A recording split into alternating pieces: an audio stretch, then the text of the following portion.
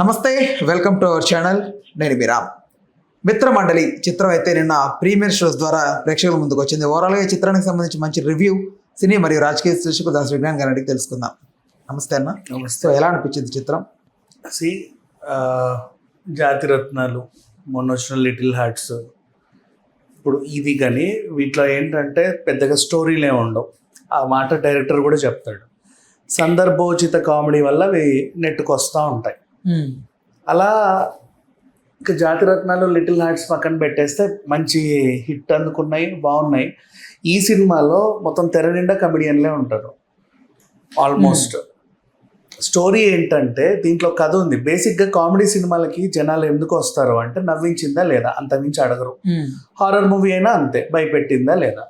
ఈ సినిమా గురించి మాట్లాడుకుంటే మిత్రమండలి అనేది ఒక వాట్సాప్ గ్రూపు, అన్ని ఊర్లలో ఉండేవే. అందులో ఉండే వాళ్ళు కూడా అల్లరి చిల్లర బ్యాచే ఉంటారు. పొద్దున్న లేస్తే ఏం పని ఉండదు, అందరు కలిసి ఒక చోట చేరి కలుసుకుంటారు. ఏం మాట్లాడుకుంటారో వాళ్ళకే తెలియదు. మళ్ళీ అసలు ఏదో పని ఉన్నట్టు అందరి ఇళ్ళకి వెళ్ళి లంచ్ చేసి మళ్ళీ టైంకి కలుసుకోవడం. ఆ తర్వాత ఆటో పాటో ఏదో చేసుకుంటారు. అట్లా గడిచిపోతుంది. సాయంత్రం అయితే తాగేవాడు తాగుతాడు, ఊగేవాడు ఊగుతాడు. ఇట్లా గడిచిపోయి ఉంటుంది కదా, ప్రతి ఊర్లో ఉంటుంది ఇలాంటి బ్యాచ్. అలాంటి బ్యాచ్. సో న్యాచురాలిటీ ఉంది. కాకపోతే వాళ్ళు పండించే హాస్యం అనేది మనకి టచ్ అయితే సినిమా వర్కౌట్ అయిందా కాదా అని చూస్తాం. నెక్స్ట్ ఇందులో అంటావా, ఈ వీటీవీ గణేష్ ఏం చేస్తాడంటే ఆయన కులపిచ్చి.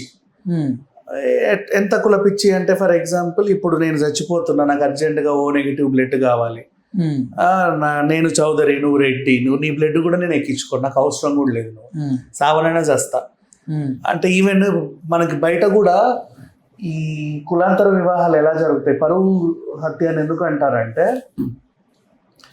కొడుకు పుడతాడు, కులం కొనసాగుద్ది, ఇంటి పేరు కొనసాగుద్ది, అనుకోకుండా కూతురు పుట్టుద్ది.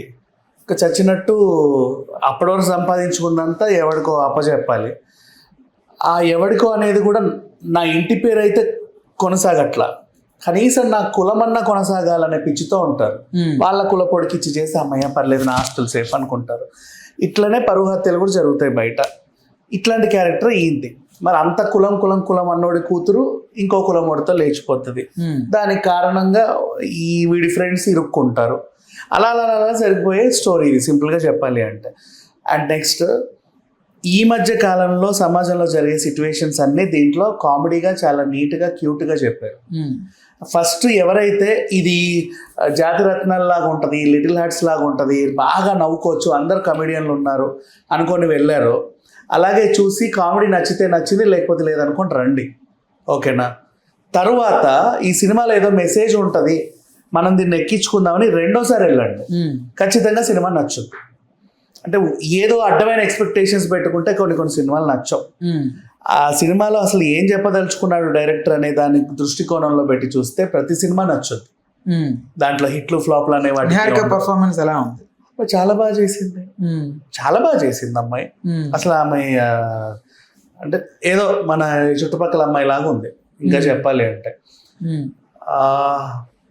అప్పుడెప్పుడో ప్రత్యూష వచ్చింది తెలుగు అమ్మాయి లాగా, చనిపోయిందిలే. తర్వాత మళ్ళీ తెలుగు నుంచి పెద్దగా మన వాళ్ళు అనిపించుకునే ఇలాంటి అమ్మాయిలు ఎవరు రీసెంట్గా లిటిల్ హార్ట్స్ అమ్మాయి శివాని. బట్ ఈ పిల్ల ఏంటంటే ఏదో మన అమ్మాయి అనే ఫీలింగ్ వస్తుంది, అట్లుంది.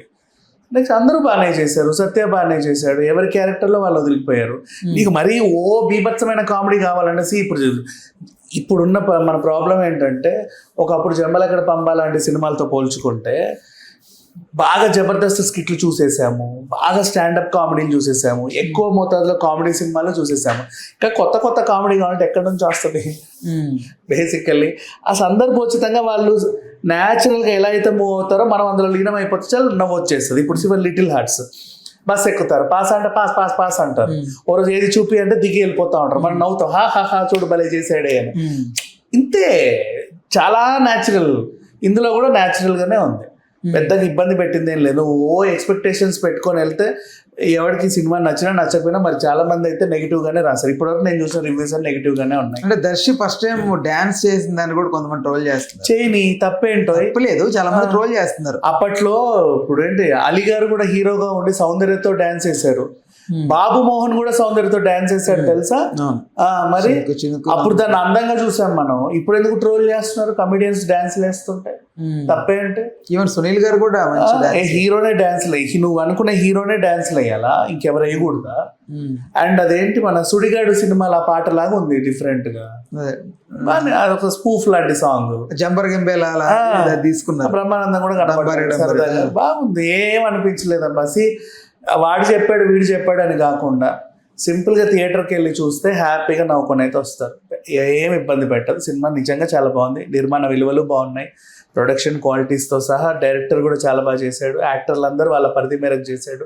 ఈ పిల్ల అయితే ఇంకా ఇరగదీసింది, ఏదో మన ఇంటి పిల్లలాగా. బట్ ట్విట్టర్ లో మాత్రం మంచి నెగిటివ్ గా ట్రెండ్ అవుతుంది. నెగిటివ్ గానే ఉంటది. మరి ఎవడనుకుంటూ రాస్తున్నాడో నాకు తెలియదు.